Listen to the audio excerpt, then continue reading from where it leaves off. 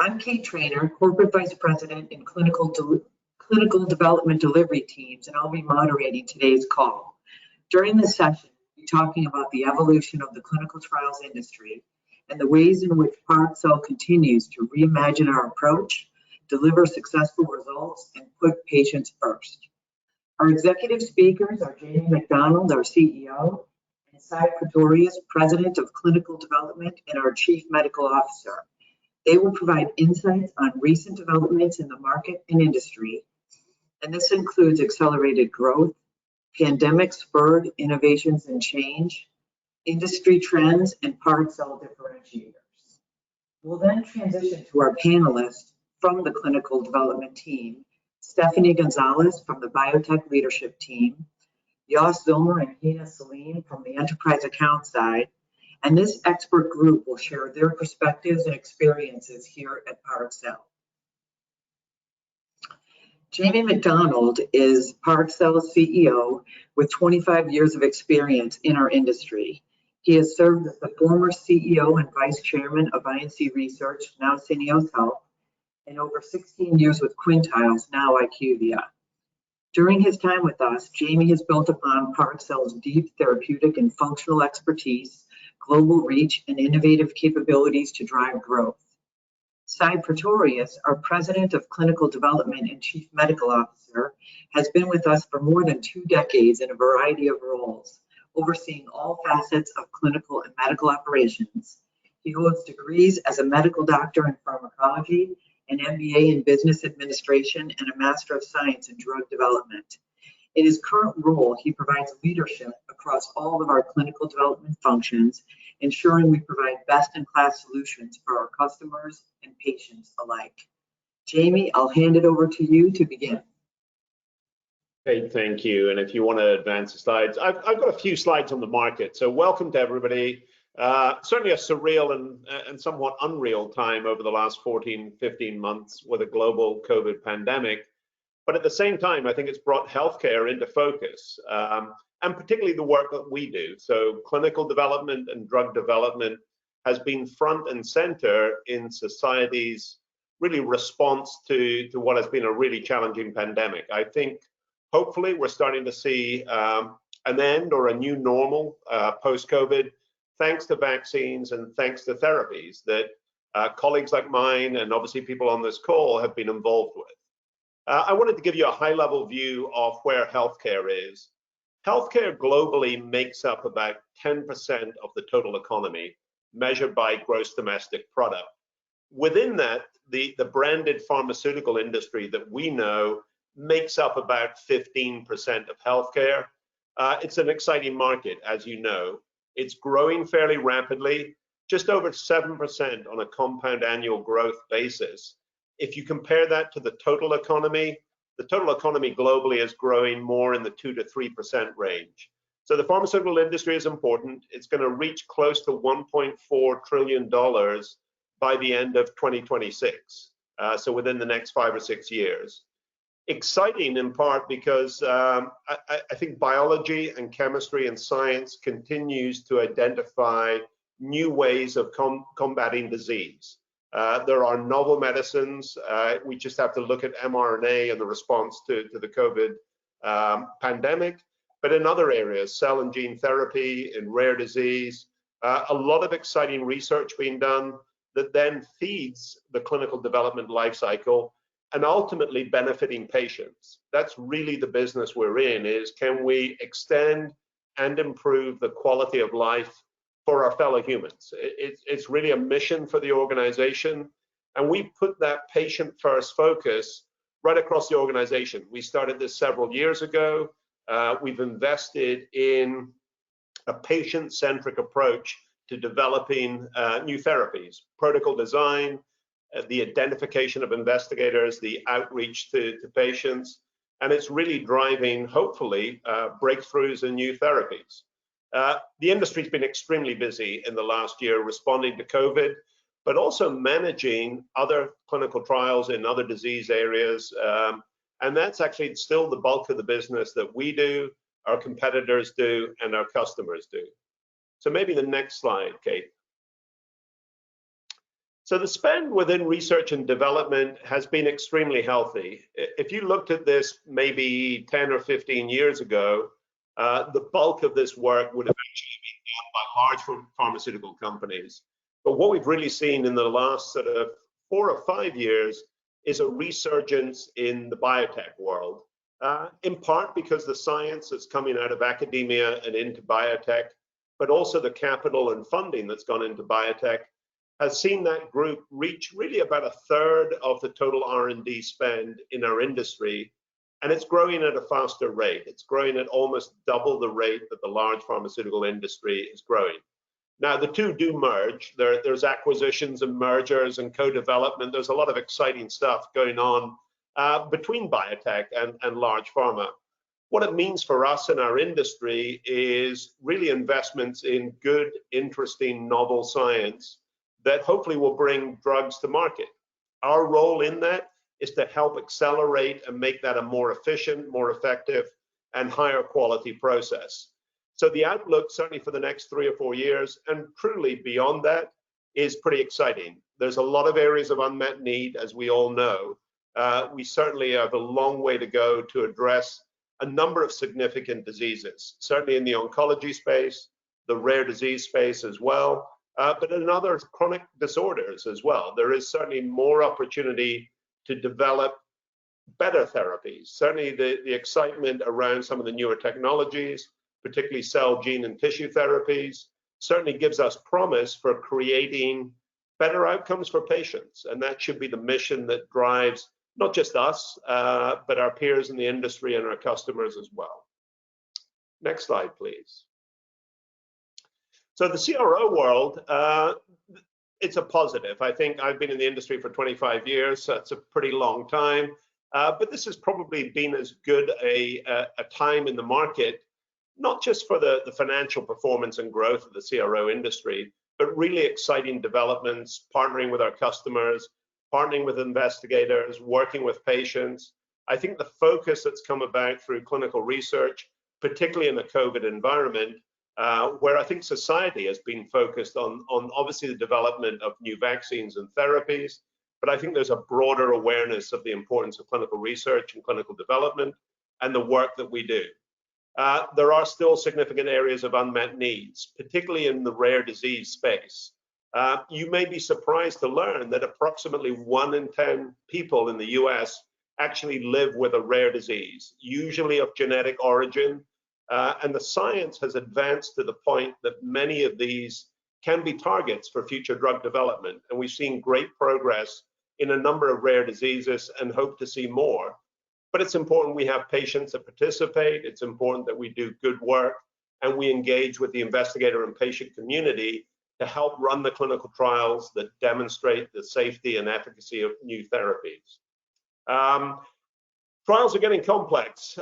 For those of us that were in the industry about 10 or 20 years ago, the number of endpoints, the number of procedures, the number of patient visits that happened in a clinical trial, it's tripled in the last sort of 10 or 15 years. And that's good, but it adds complexity. We now use patient-reported outcomes, quality of life measures, new clinical assessments, patient engagement tools.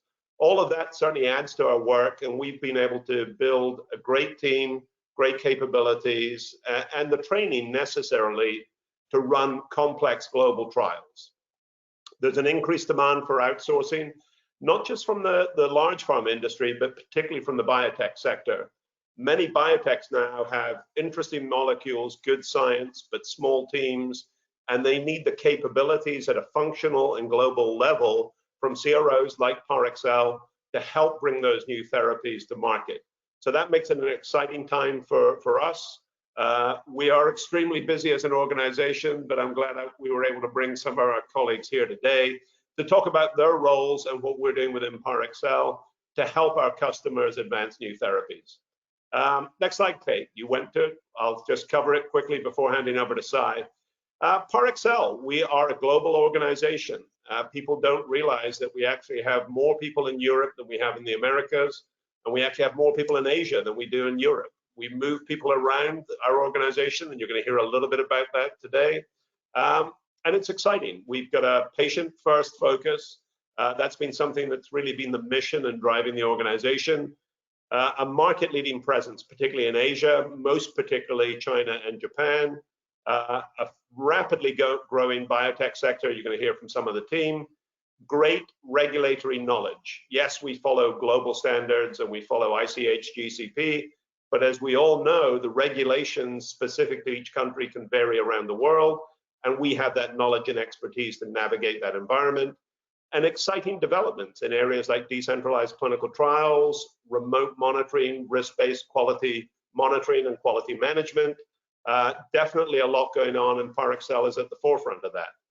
Very strong across all therapeutic areas, particularly oncology, immunology, and rare disease. Our Patient Innovation Center gives us real insights to help customers better design protocols and then execute those clinical trials. We're a leader in real-world data and real-world evidence, and that's really driving differentiation in our sector as well. And then great operational tools. We're a private organization. We went private back in 2017. Our investors and our board have allowed us to invest heavily in new systems and new tools, whether that be Viva, Workday, Planisware, which is our project planning and resource platform. So an exciting time, lots of recognition for the team. We are extremely busy, but we're happy you've joined this call, and we're happy to share what's going on within Parexel in the industry. So next slide, and I get to hand over to my colleague, Sy. Thank you, Jamie. Jamie's section sort of focused on the market overall, and I always enjoy listening to him, and it's also encouraging hearing how well the market is doing and the momentum that there is in our current market. I think that's always reassuring. What I'd like to do in the next section is focus a little bit, sort of bring the focus down from the market perspective that Jamie shared to what's happening in our industry specifically as it relates to the pandemic, which have of course dominated many of the discussions over the last 14 or so months. So speak a little bit about the industry and also what Parexel is doing in that regard. So Kate, if we can go to the next slide, please. Despite all the negative things associated with the pandemic, and I want to be respectful and acknowledge that there were many negative things and that it was very difficult for many people around the globe. But despite that, in our industry, the pandemic has really been a catalyst for the adoption of a lot of innovative approaches that I personally believe needed to happen a long time ago in our industry. So as Jamie alluded to, our industry is tightly regulated and sometimes slow to change. And I certainly believe that the pandemic has helped us in that regard. Let me share sort of our experience on the Parexel side. So pre-COVID, on the left half of this slide, it was really business as usual. And even though we as a company were very focused on innovation and we were sort of driving innovation in the industry, I would say for most part, the adoption of these innovations were very sporadic. And I'll give an example or two in a minute. If you move to the middle of the slide, then the pandemic hit and our world turned upside down, as did everybody else's around the globe. And so for us, the focus really pivoted very aggressively and acutely to ensuring trial continuity. We, at any given point in time here at Parexel, have between about 2,300 to 2,500 active ongoing projects. So how do we keep these going with a global pandemic in the works? So the focus was really on ensuring that we continued to monitor sites as much as possible. And for us to do that and to work with our clients to do that, we had to pivot aggressively to remote monitoring, as did many of our competitors. And to me, it's interesting. So on average, looking at this data, we monitor, we do about 10,000, give or take, monitoring visits per month. And the bulk of those pre-pandemic, of course, were in-person monitoring visits. So during the height of the pandemic, towards the middle of last calendar year, about 70% of those visits pivoted to remote. So very quick pivot, and I think a very efficient and effective pivot to ensuring that we continue to monitor trials as best as possible. Of course, in some countries that was easier than in other countries, but I think overall, we've received a lot of recognition from our clients in terms of how we kept these trials going and how we continue to monitor it. I think the other example in this middle block that I just quickly want to double click on is drug supply. So we had to pivot very quickly and ensure that patients that are unable to get to their sites and sites unable to accommodate patients, that we ensure that they continue to get their drug supply. And we have our own clinical trial supply and logistics organization within Parexel. I think that's a somewhat unique differentiator for Parexel. So at the height of the pandemic, we were shipping drug directly to patients. So not via sites, but directly to the patient's home on behalf of about 600 or so sites that we work with. So I think that's another innovation that the pandemic really brought to the forefront. If I wrap up the slide and move to the right-hand side, you'll see we're now we're of course not post-COVID. COVID is still with us, but I think slowly around the globe, countries are emerging from lockdown. Certainly that's the case here in the US. And our focus here at Parexel has been on what have we learned from the pandemic, what has worked well, and how do we make sure that we internalize those key learnings and that we don't go back to some of the less efficient ways that we did things prior to the pandemic. And we have this Twitter campaign, #NoGoingBack, trying to advocate and to lobby for this. And certainly, as Jamie said, continuing with our laser focus on patients and putting patients first and at the heart of everything that we do, but really investing heavily in approaches like risk-based quality monitoring, which of course includes elements of remote monitoring or centralized monitoring, and really pushing decentralized clinical trials. For me, that's another innovation that I think really benefited from the pandemic.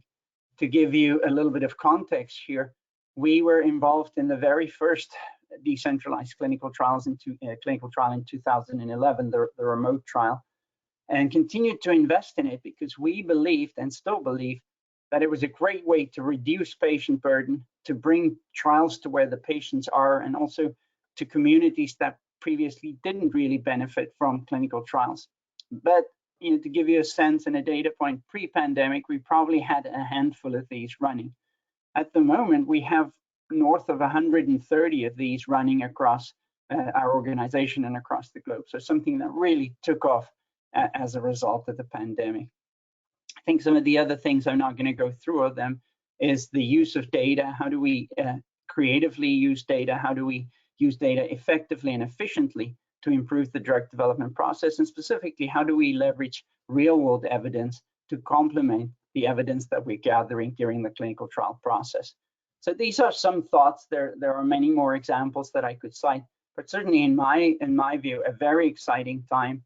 As Jamie said, the pandemic has brought our industry very much into the public eye and has driven the adoption of a number of these innovations that I think bodes very well for the future. So certainly on my end, I am super excited for what the future holds in our industry. We can move to the next slide, please, Kate. I'm not going to cover all of these, but I am really proud about of our team and how we pivoted during this pandemic. And we've also received a lot of industry recognition. You can see here, we were voted Best CRO by the Scrip Awards, received kudos from the industry and recognition and acknowledgement from the industry for our efforts in diversity and inclusion, flexibility. I think that's another key pivot we made internally. So pivoted our entire workforce to working from home, and will likely continue with the bulk of our employees working from home going forward. So making sure we are as flexible as possible while still accommodating our clients and delivering quality service. Also recognized for innovation. I think that's another one. And then also, as I mentioned, diversity and inclusion. So not going to go through all of these, but did want to acknowledge the teams and just call out the fact that I think we're doing very well, and that it's a very exciting time to be part of Parexel. If we go to the last slide, please, Kay. So last slide on my end, maybe taking a little bit of a forward-looking approach, and I'll put a big disclaimer out here. These are my personal views, not necessarily the company's. But I believe, and I think to a large extent as a company, we believe that this explosion of data will continue. To give you a brief example, in the 35 plus years that Parexel's been in existence, we have collected an enormous amount of data. I think it's north of 160 petabytes. Not that it's important what a petabyte is, and I can't explain what it is either properly. But we recently were asked to bid on a study that used a lot of remote sensors and devices, and The data that would be collected as part of that study is about 80 petabytes. So about half of the data we've collected over 35 years in one single study. To me, that was sort of an aha moment, how the industry is changing, and given the wealth of data, especially big data that we have at our fingertips. And I do believe we'll continue to see that. And certainly, as Jamie mentioned, we continue to invest aggressively in that regard and making sure that we're staying at the cutting edge and that we're being innovative. Of course, it'll continue to be important to know the therapeutic areas, and medical and scientific knowledge will continue to be the basis and the foundation for what we do here. And then another area that I'm really passionate about is the operations side. So how do we sort of make sure that we can operationalize these innovations as quickly and as effectively as possible? And certainly on the Parexel side, that's been our sweet spot. There are so many smart people in our industry that come up with really cool study designs, platform designs, baskets, umbrellas, but how do we take those concepts and figure out how to operationalize those as quickly as possible? Wrapping up on my end, certainly, once again, personal view, it's a very exciting time in our industry. It's a very exciting time to be at Parexel. And so if you are considering a career change, please keep us in mind. We'd love to have you on our team. With that, I'm going to pass the podium back to Kate. Thank you very much, Sy and Jamie. It truly is an amazing time to be at Parexel. You're going to hear now from our operations colleagues from both the enterprise and biotech side. We share your passion, no going back, patients first, absolutely part of this new Parexel team, and really excited about it.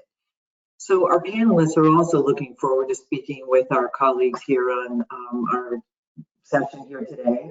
A bit later, we will have opportunities to ask questions of Sy and Jamie and all of us. But let's go ahead and move over to our speakers from our enterprise and biotech teams, and we'll introduce everyone as they do step up to our virtual podium. As I mentioned, I'm Kate Trainor. I'm a corporate vice president in the enterprise account arm of client delivery under Sy. I lead operations for the accounts in my remit. And, having been at Parexel 17 years in industry for more than 20, and coming from the data and technology side, I'm a poster child for the opportunity that Parexel offers. I started with a technology background, EDC, moving into the other e-clinical components, understanding more about the broader system usage, and then having an opportunity to lead a project leadership team. We moved that into account leadership, and I was part of the first partnerships that we developed that we still use today. The fundamentals of these partnerships have created scalability and sustainability for many of our enterprise accounts that has just been very valuable to us in Parexel. It's really a nice team environment in our enterprise teams as well. I think throughout Parexel we have a team environment. I see it as a Venn diagram with the overlapping circles, and I think that's one of our other really fabulous cultural changes that we've gone through, is the true team dynamic that is here at Parexel. So study leadership, of course, has had acceleration in the months through the pandemic, as we've heard about from Jamie and Sy. The momentum here has just been incredible. There's a lot of contributors, things that Sy talked about, the safety of patients being treated at sites. We had impacts at sites where the patients couldn't come in due to the pandemic. How do you manage that? Not just the supplies, but the patients and the site personnel as well. Our employees, the impact of families everywhere where people had to make changes. This, of course, is also affected by travel restrictions, hospital and site limitations, the impact on people involved in studies in many different ways. We were able to pivot around that and then couple it with the research we became involved in COVID, both treatments and vaccines, which of course has a special priority due to the urgent management of the pandemic itself. Parexel stepped up and took a leadership role in decentralizing clinical trials. We determined innovative ways to offer options when patients could be treated safely at home. Studies could progress while the lockdowns continued, and sites could get the support they needed. As you heard from Sy, we got a lot of industry accolades during this period, recognizing these contributions and advancements. And I think it really brought out the best in critical thinkers. Let's find different ways. And this is one of the ways where Parexel really shined.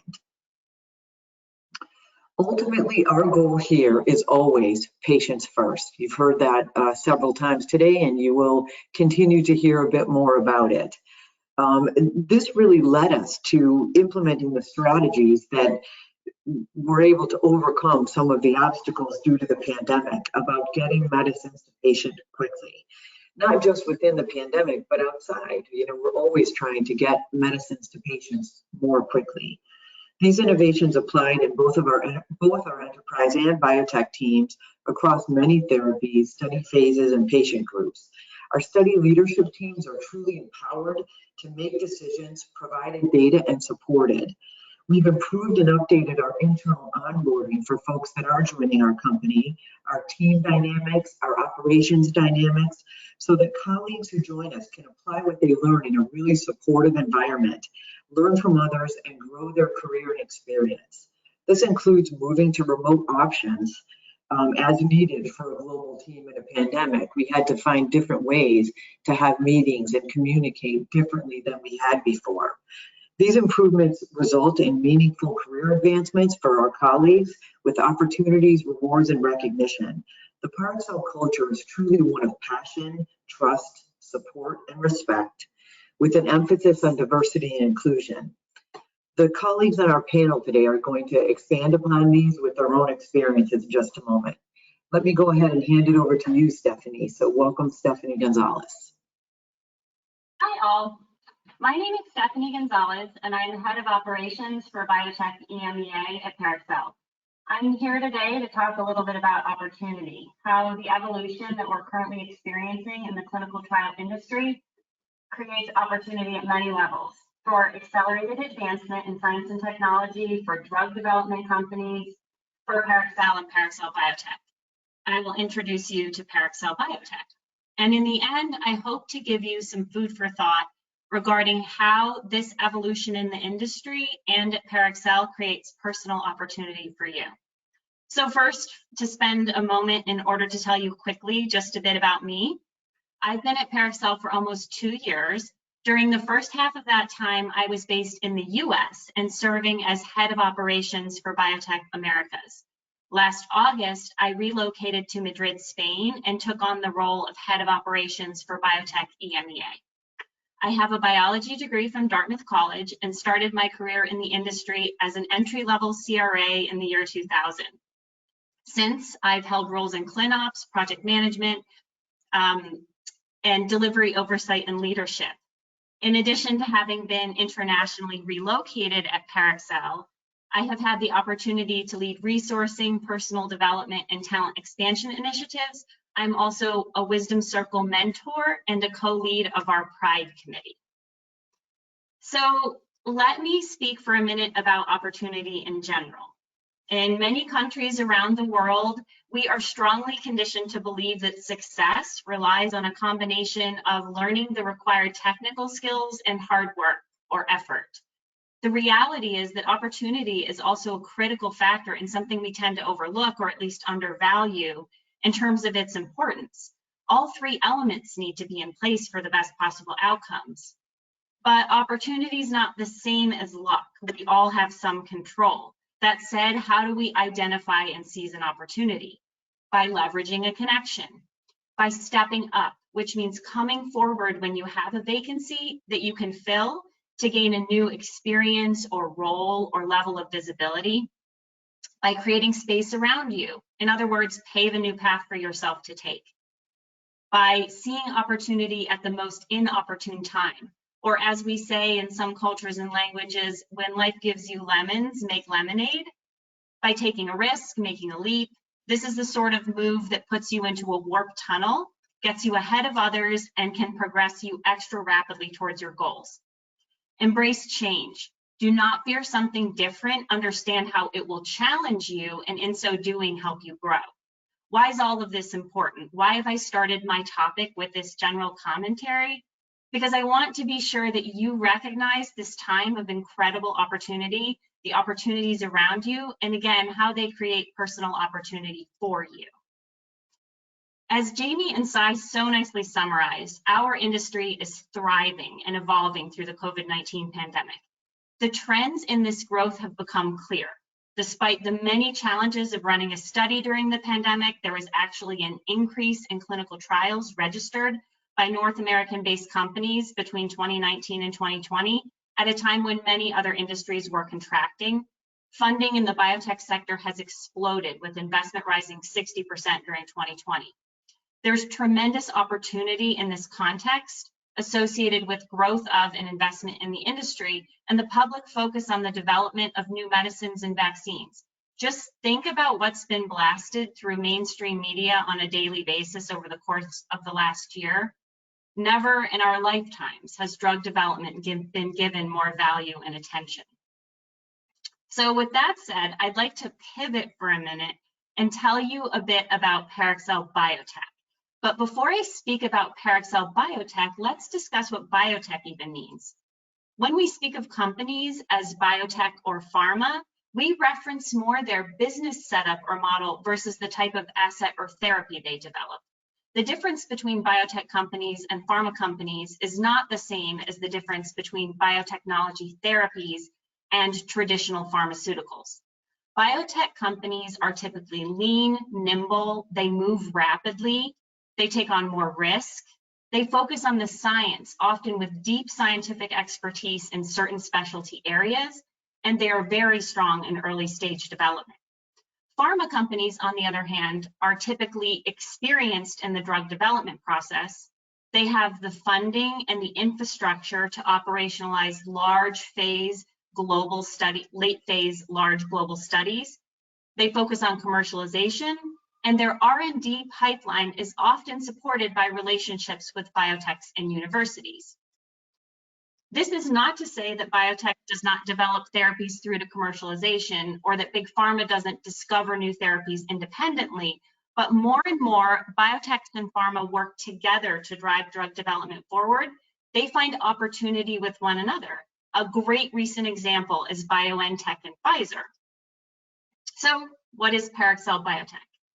Parexel Biotech is a division of our organization developed to serve the biotech companies that want to improve patients' lives. We want to make that easier for them. We support biotech companies by providing operational expertise and infrastructure. Our group is comprised of individuals with personality, phenotypes, and a mindset that understands the importance of a sense of urgency, the need to proactively develop solutions to all sorts of risks and issues, acting and reacting with flexibility and agility. We appreciate and adjust to the unique needs of a biotech company.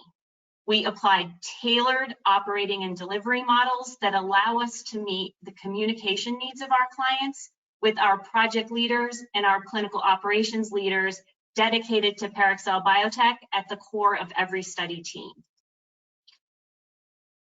Partnering with biotech companies, we are engaged in a vast variety of meaningful projects.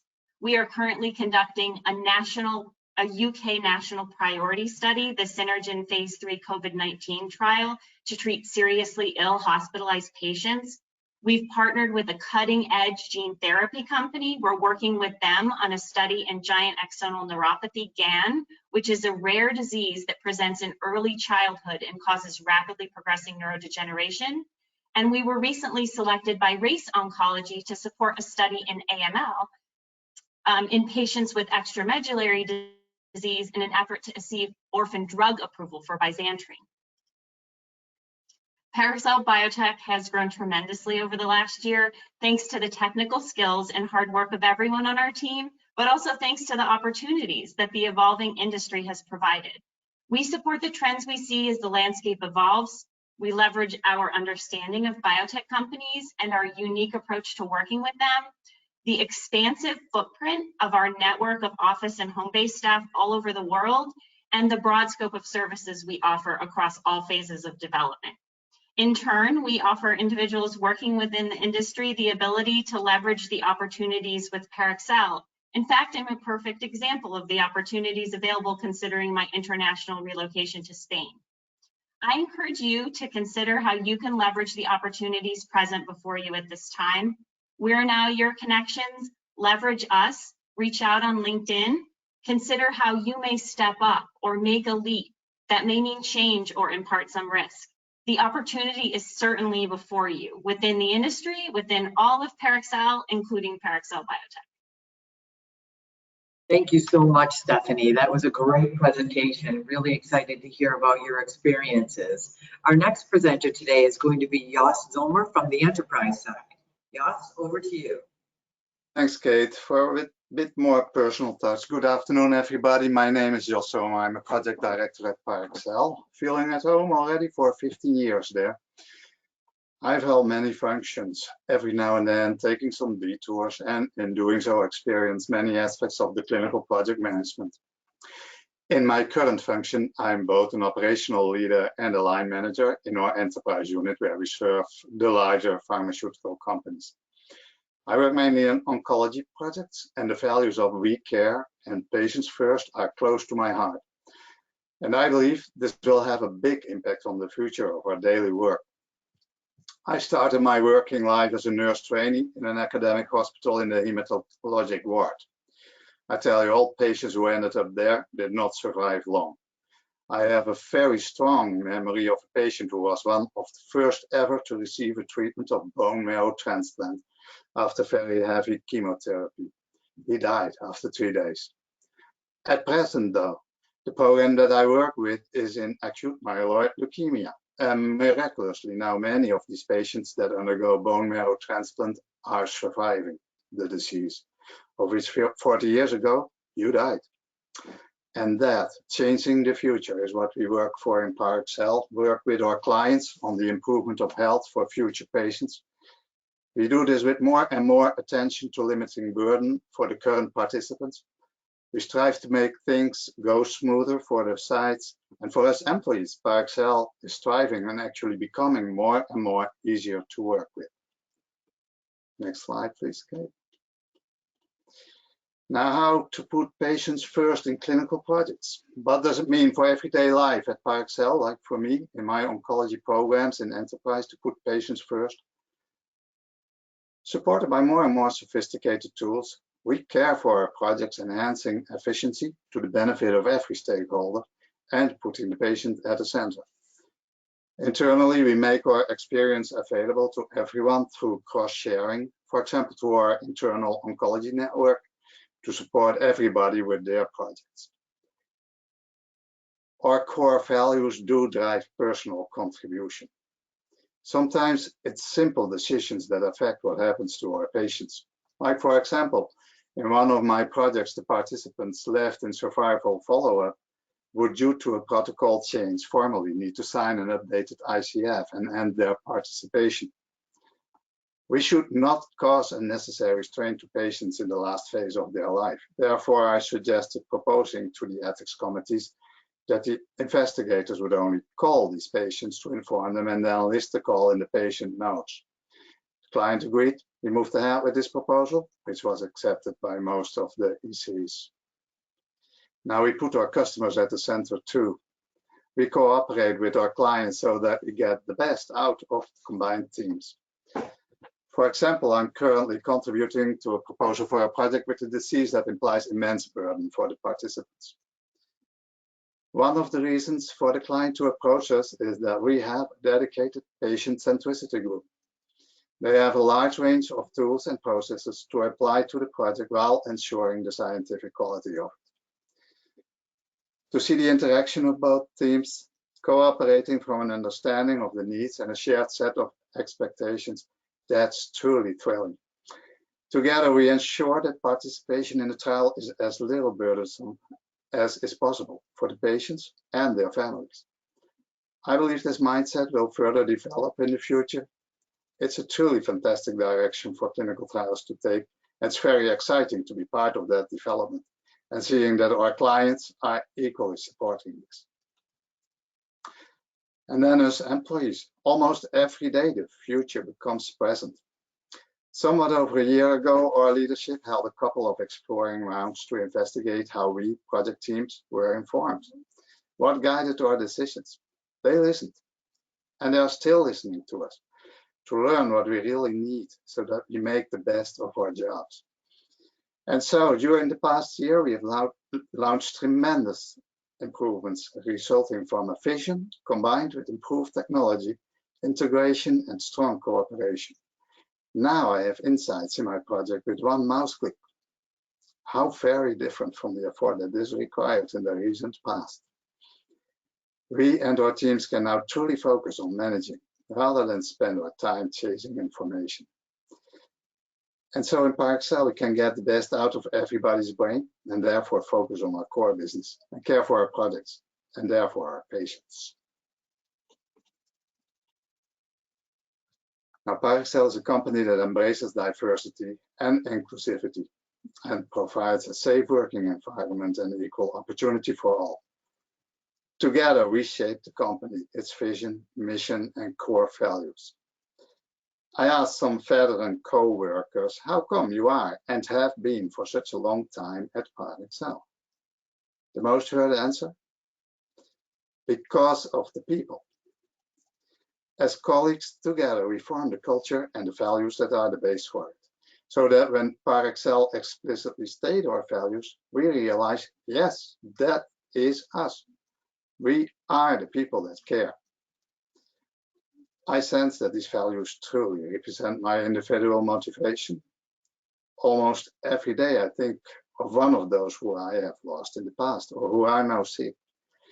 Very often the words AML trigger a thought about those patients that I met when being in my first year in that academic hospital. At Parexel, I'm at the right place to pay tribute to them. Now then, at Parexel, we would like to include you. If you feel that these strong values resonate with your own, if you care about colleagues, clients, sites, and patients, if you want to make a new start with your contribution to the development of new therapies, if you work with empathy and commitment to making a difference, if you take quality seriously, and if you respect and recognize and uphold the importance of all people, you want to join the quest for innovation, follow your heart, do the right thing, and have the courage to own the outcome. Like Sy already referred to, we would really like to get to know you and together explore opportunities for you in our organization. So don't hesitate, reach out. Thank you for your attention. Thank you so much, Jos, for your heartfelt and really just interesting presentation. Thank you a lot. Now we'll move over to Hina Saleem, who is in our enterprise team, a director in our clinical operations function. Hina? Thanks so much, Kate. Hello, everyone. Today, I'm here to speak about a patient perspective and the evolution of patients first, a theme that you've already heard all of my colleagues build on. So my name is Hina Saleem. I'm a director in clinical operations leadership. I'm so proud to have recently celebrated my 9th anniversary here at Parexel earlier this month. Seems like a blink of an eye. I've been in global clinical operations organization here at Parexel for the duration of my career, starting in site management and moving to clinical operations leadership, progressively broadening my scope from being US-centric to global. I currently head a worldwide team of clinical operations leaders for one of our top-tier enterprise client partnerships. My background began in academic clinical research, where I spent 10 years of my early career and then shifted over to industry. During this journey, I went from research assistant to clinical research coordinator to clinical research associate, and then through monitoring management, project and program management, and then to clinical operations leadership management. If you can't tell, clinical operations is definitely my passion. Next slide, please. So I wanted to build on what has already been presented by my colleagues, but from a personal perspective and with a focus on rare disease, something that's very near and dear to my heart.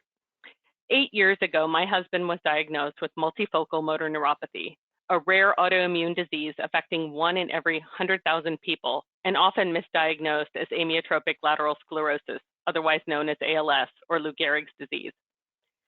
His diagnosis took a grueling 2 years, traveling all over the country and finding the right physician and undergoing countless laboratory and diagnostic tests. Needless to say, the impact on him and our family, including our then young twins, was initially both devastating and frightening.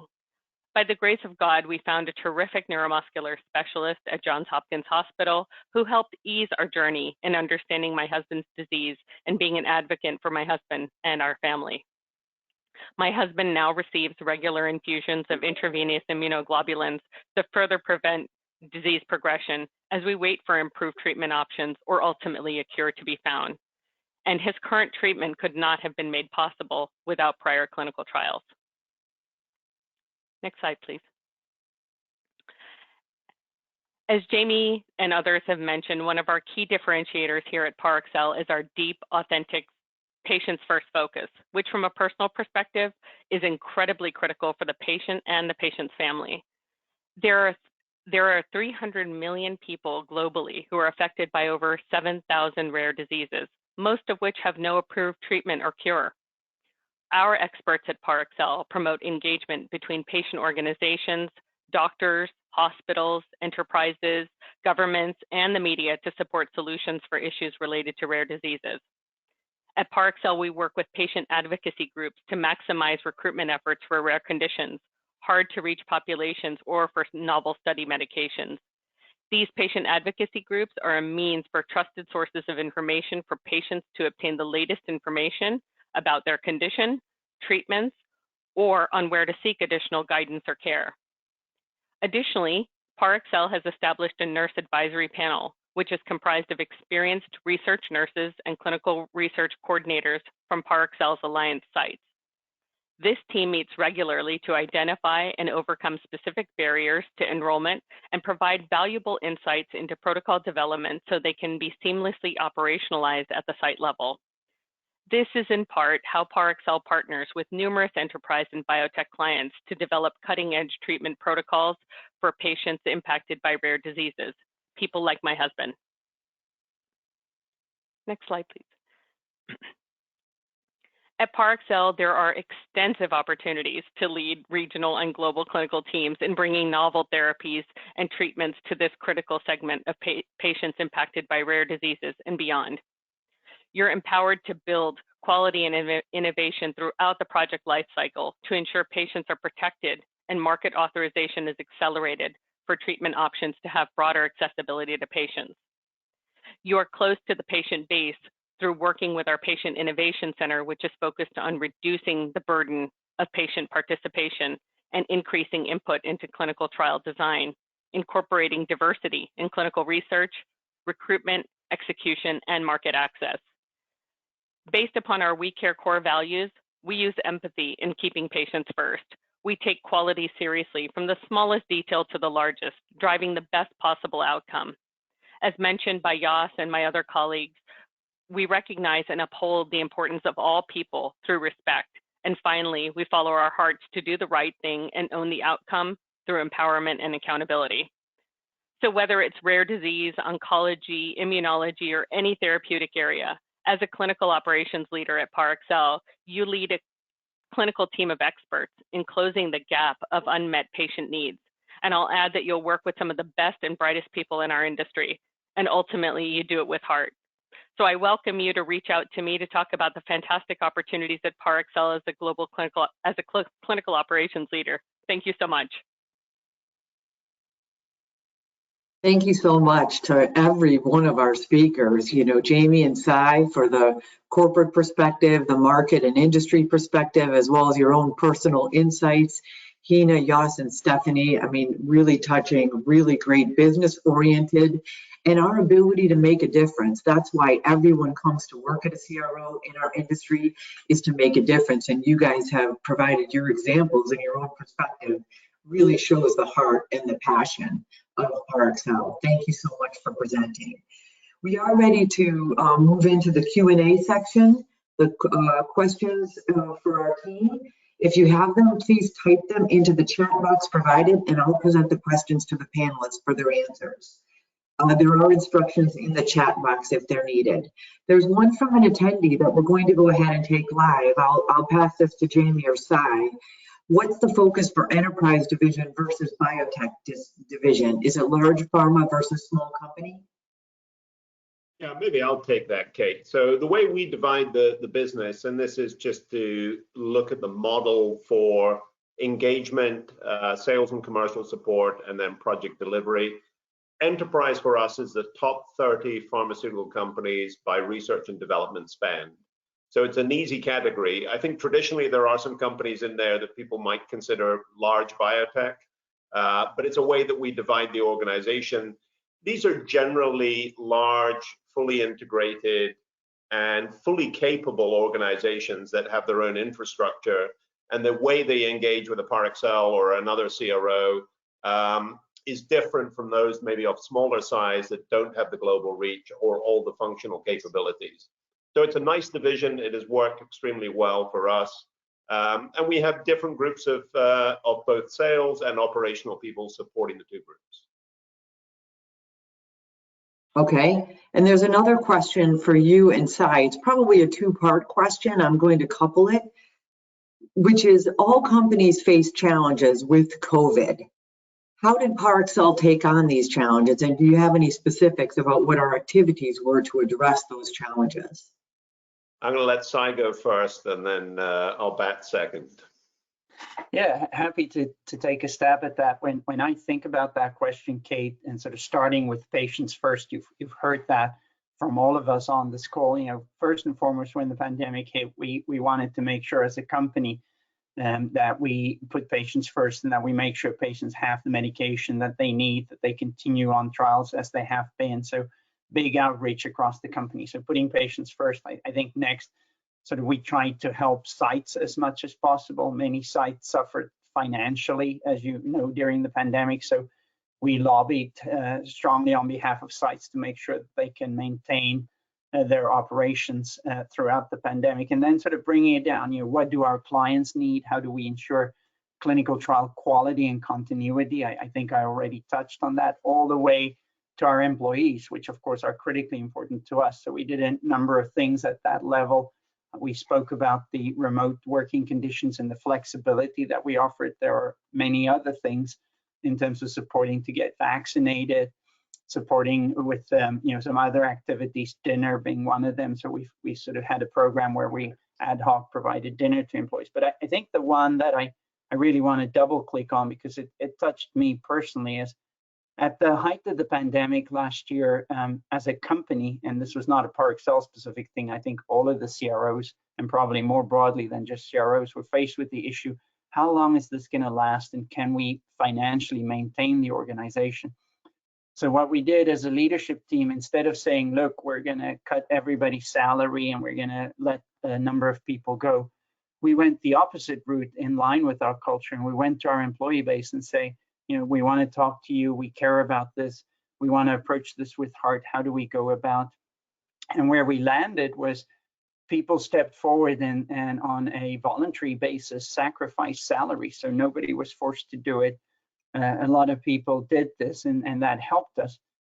But it also sort of helped us towards the end of the year, when we were able to reverse all of that and pay everybody back that sacrificed their salary. So to me, I think that's a great example of how we try and do everything with heart and with the we care principle front and center. Let me stop there, Kate. So I think you've summarized very well. I mean, nobody knew back in March or April last year. None of us knew. You sometimes wonder, do executives have insights, and can they plan and steer the organization through things that we'd never rehearsed? We have business continuity plans. We had plans for every possible scenario, maybe with the exception of how do you operate in a pandemic when basically everything shuts down. But we operated, the teams adapted extremely well. I think particularly the clinical and project management groups, how they were able to ensure that we ran trials, the continuity of that work, the safety of patients, the engagement with customers and sites, I think was first rate. And then on a personal level, we have Stephanie on the call. We managed to relocate her and her family in August of last year to Madrid in the middle of a pandemic. She was not the only person in the organization. We relocated people from the US to Singapore, from Argentina to the US. It was amazing how people showed perseverance in a pandemic. and the organization was there to support them. We have to continue moving forward. We've got extremely important work to do. You heard that from Yus and Hina, and our ability to adapt. I think we're probably ready to adapt again in the future. Hopefully we don't have to face a similar crisis, but the organization showed resiliency and flexibility, and it's been impressive across the whole organization. Thank you so much, Sy and Jamie. You know, I think unprecedented should be a new word if it's not already. Obviously overused many times in the last 18 months, but for all legitimate purposes. So we have another question coming in that is, what is the fastest growing therapeutic area? I can take that one. I know it's oncology, and we have a new community framework internal to Parexel that is supported by our experienced colleagues in many different roles, as well as our medical team to address and support. This is, you'll hear more from Sy Pretorius here on our call today on LinkedIn, and our Chief Medical Officer. We're really excited to have some new in-house talent as well, to not only bring in this skill, but to grow it in our internal teams. Sy, do you want to add commentary to that one? No, I think you said it very well. So oncology, understandably growing the fastest. We have seen tremendous growth, especially in immunology and inflammation across the board. And I use that because it's not really a therapeutic area, but a lot of the targets that companies are going after now are in the immunology and inflammation space. So they have relevance in dermatology, in GI, in CNS. And so we're seeing tremendous growth there, along with, as I think Jamie pointed out at the outset, you know, some of the new therapeutic modalities, cell and gene therapy, which of course it holds tremendous promise to fundamentally change the face of disease. So we're very excited, and I believe we're on the forefront there, having brought on some really strong expertise, in particular from the FDA, but also other parts of the globe. Thank you both, Sy and Jamie. I know you two may have to go ahead and sign off. Thank you so much for your presentations and your dialogue today. We appreciate it. And if there are follow-up things that involve you, of course, we know where to find you and we'll connect. Thank you again very much. The rest of us will stay on for a few more minutes and take some questions and answers. So we have another question from the audience that I'd like us to go ahead and take. And I'll start the answer, but if any of the other panel members have thoughts, please jump in.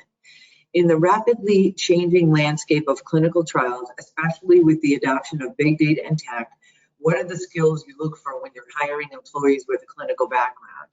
So I would start this by saying many of these things, as we heard about related to COVID, et cetera, are unprecedented. So there aren't people who have necessarily all of the experience associated with using a secondary data set, for example. But understanding clinical research and being critical thinkers, helping us to have the ideas to figure it out, to collaborate with colleagues, data is important. And we know that, you know, as we talked about, our first remote study was in 2011. I was actually involved in that study, and I remember it well. But being able to think out of the box and not necessarily just follow processes, think about different ways of using the data sets that we're using. We actually have a lot of training and team dynamics within Parexel too that can help people learn some of these skill sets. But, you know, I want to touch upon Stephanie's presentation and taking a risk, right? Jumping in, trying it out, seeing if it's a good fit for you. We have lateral opportunities as well, and the ability to train people so that they can dovetail better, perhaps into a new and unique area. Do you guys want to add to that one? I would just echo your overarching sentiment, Kate, that if it's me hiring, I'm looking for a personality phenotype, and I use that word in my presentation as well. We can teach the skill sets. We're not looking for people who are experienced in data analytics and have deep tech skills, because those are rapidly evolving. Those aren't something that a lot of us have in our background, at least in the project leader and ClinOps lead roles. So certainly we're looking for all of the things that you mentioned, Kate, in terms of willingness to jump in and learn and critical thinking and so forth. I absolutely second that response. Thanks. Yeah, and this is Hina. I can just quickly add to that. I mean, to echo everything that's already been said as well. I mean, I think if you have that, if the We Care culture has touched you in any capacity, and resonates with you, if you have a can-do attitude and an attitude of resilience, I think, that's what it really takes. Thank you. Thanks, everybody. So let's go ahead and move over to another question that we got. And Yas, I'd like to hand this one to you. What do the first 3 months look like for a new PL, and how does Parexel support professional development of their employees? Not his, we're not. Over to you, Yas. Well, yeah, sure.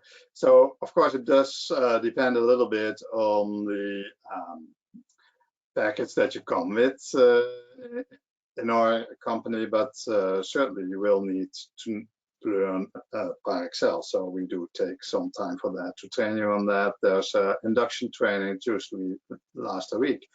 On the other hand, if you're able, you might as already within 2 weeks or 3 weeks be leading or at least co-leading in a project. What we will do is assign an investor to you as a point of contact that you can always reach out to help you getting to the culture of the company.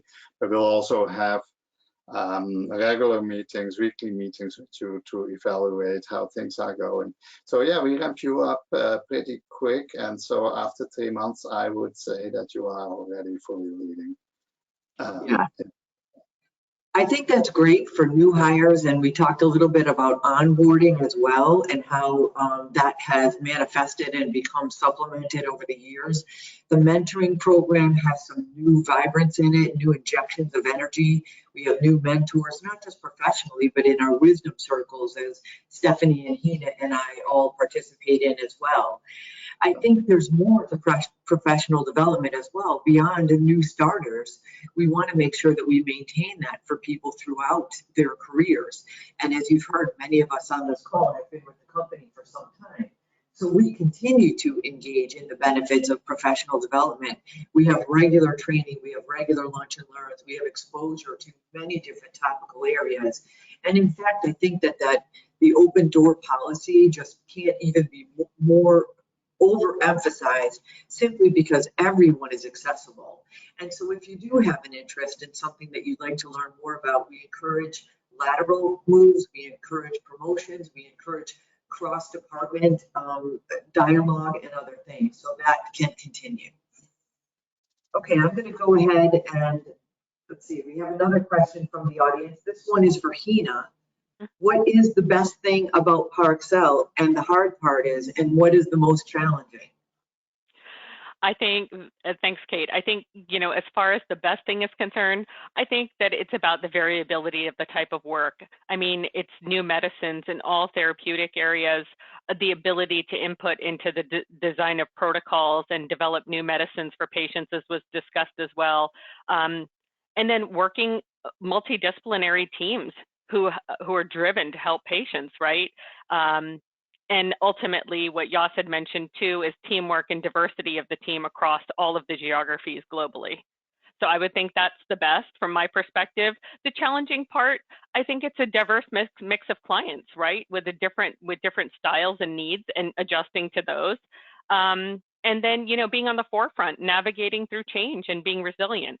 I think those can be perceived as challenges, but as well as opportunities. Absolutely agree, Hina. Those are great comments. Thank you very much. So Stephanie, over to you. How did you manage a move to another country? And is that something that's possible for other colleagues? It's a very long story to tell you how I managed it, but overarchingly, I would say very well, because it was very well supported by this organization. But it's completely possible. Not only do my personal example, relocating from the US to Spain for a new role and an incredible career opportunity, but I can share, for example, that in the last month, one member of my team was approved for relocation from Ireland to Finland in order to be closer to family. And I also have team members who've moved from South America to Europe, not to mention state to state within the US, which is almost no issue at all. It's completely possible at Parexel. And like I said, the more kind of involved that it is, such as an international reload during the global pandemic, the more support that the company will step up to provide. Thank you, Stephanie. And for one last question from the folks on the line, they asked, why would I want to join Parexel versus another CRO? Hina, do you want to take that one? Sure, be happy to. You know, I think ultimately, like it's already been stated, but can't be understressed, is really our culture. It's our We Care culture. Parexel sets up new employees for success with well-established trainings and the opportunities to grow and develop. You know, truly, everything is done at Parexel with the hashtag with heart, but it's definitely, you know, part of the fabric of who each and every person is at the company. Thank you, Hina. Thank you, Jos. Thank you, Stephanie. Thanks to our admin support. I wanted to share with you our email addresses here at Parexel and our LinkedIn information. Please reach out to us. We'd love to hear from you. We hope you're inspired and are interested in joining our team. So we look forward to hearing from you. Thank you all very much for your time today. Bye, everybody. Thank you. Thank you. Thank you. We will be sharing this recording as well. So just so people know that they can have access to the materials. Thanks, everybody.